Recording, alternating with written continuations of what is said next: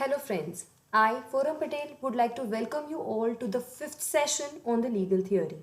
Now friends, in the past four videos, we discussed about the concept of the rights, the concept of the duties, the kinds of the rights, the kinds of the duties, the concept of the wrong, and the status of different individual or different entities in the eyes of the law.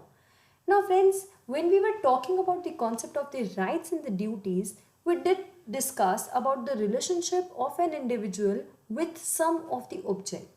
So that relationship would mean that that individual will be having some kind of ownership of that property. Now, title. When we are talking about the word title, title will become a link between a person and an object to establish the ownership of the property. The title is the de facto antecedent of which the right is the de jure consequent. That means, my friend, that the title is the factual situation, and having that in its own right, in its own authority, would give birth to the consequential jurisprudential aspect of the right. So if I have a property of this phone, I have a possession of this phone with me, then I shall be having the rights over this phone along with that status or that title of having the ownership.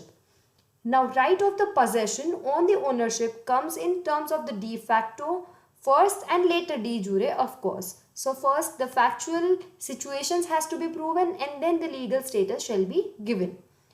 So every right includes the privilege, power, immunity, etc., which gives birth to the concept of the title. I hope you remember the definition that we discussed by the Hoffield. Hoffield did distributed the discussion of the rights into four different parts, as we know: privilege, power, immunity, etc. in the rights, of course. So when the law confers a right upon, like upon an individual or upon another, upon some person and not to any other person, that means that the law is providing certain factual situations or certain fact with regard to the right of having title to that individual and not to any other person. According to Salmond also, the title is the fifth element of the legal right. So we can state that title establishes the concept of the right of an individual over certain objective. Alright, so basically title is a concept which you cannot differentiate from the rights, but it is included as an element to establish the basic necessity of having that particular right over any property of an individual. To understand the concept of the rights, Salmond has given a beautiful chart.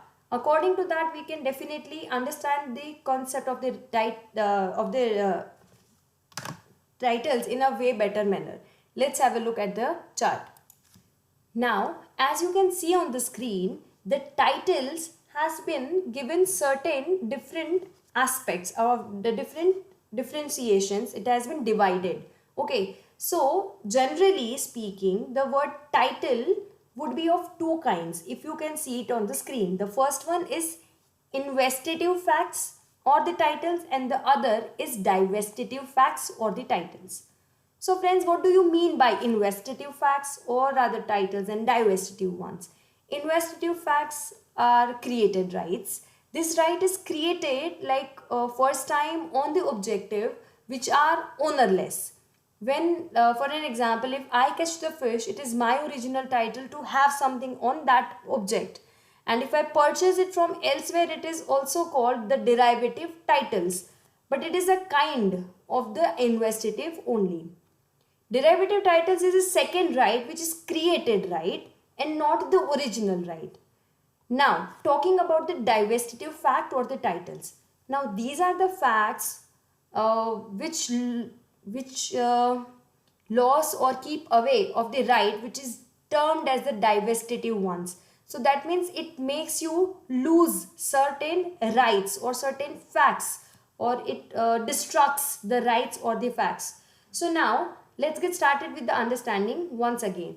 This chart is something that you can read from both the sides, from this side also and from this side also. So let's understand the chart one by one from both the sides.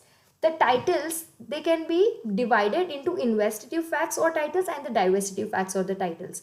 Now the investitive facts, they are the positive ones, if you can understand, in the nature. The divestitive ones are the negative in nature, if you can understand. Investitive facts are further divided into two other categories. The first one is the original title and the second one is the derivative title. Now, when can we call the title as an original title? That means, as I gave an example, that I caught a fish, so which was ownerless. Okay, so then it would be my original title over that particular property. So that means I have created my rights over that particular property. So original title would give birth to the creation of the rights. Comes the second part, derivative titles. If that fish was caught by somebody else, I went to the market and I bought that fish. That means my rights, or rather my title, would be derivative one in the nature, because I am deriving that title from somebody else.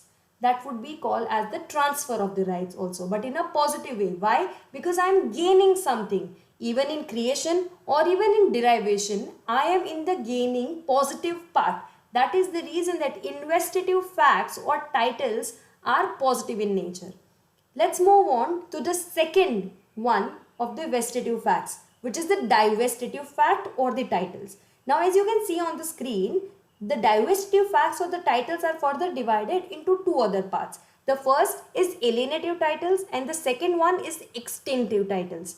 Now, what do you mean by alienative titles and what do you mean by extinctive titles? It is very clear from its own name only. Alienative, something which is not of your own, something which is alien. So when we are talking about the alienative titles, that would be again a kind of the transfer of the rights, but a negative one.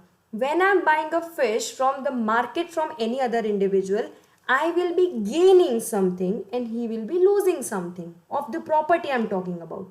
So that right that he will be losing, or the title as the owner of that fish that will be losing, will be called as the alienative titles.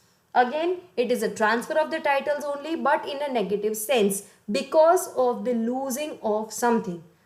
The next one in the divestitive titles or the facts is the kind of extinctive title. Now again, the original titles are the creations of the titles, but the extinctive, have you heard this term, my friends, that the dinosaurs are extinctive now? That means they are no more there in existence. They are destructed. So that means extinctive titles mean destructions of the rights. As we discussed in the previous, like in the very starting, in the beginning of this session, that titles gives a concept of the rights, or rather they are going hand in hand with the concept of the rights. So it is relevant with the rights. So to create the titles, having a right would be very important. So this was learning of the whole table from one part. Now let's learn the table from the other part. When we are talking about the concept of the rights, we all know that the rights can either be created, they can either be transferred, and then they can either be destructed. So if the creation takes place of any rights, then that would make me the original owner or the original title for that property. If the transfer of the rights take place but in a positive way, then it will be the derivative one. I'm reading the chart from the other part. So that would be the derivative one. But if that is in a negative sense, then it would be an alienative one. The title or the rights, if it is destructed, if it is no longer there in existence, it is the end of the rights, then it will be known as the extinctive rights. Now, when we are talking about the original and the derivative titles as a part of the positive titles or the rights, which is created or transferred, they will be known as the investitive titles or investitive facts.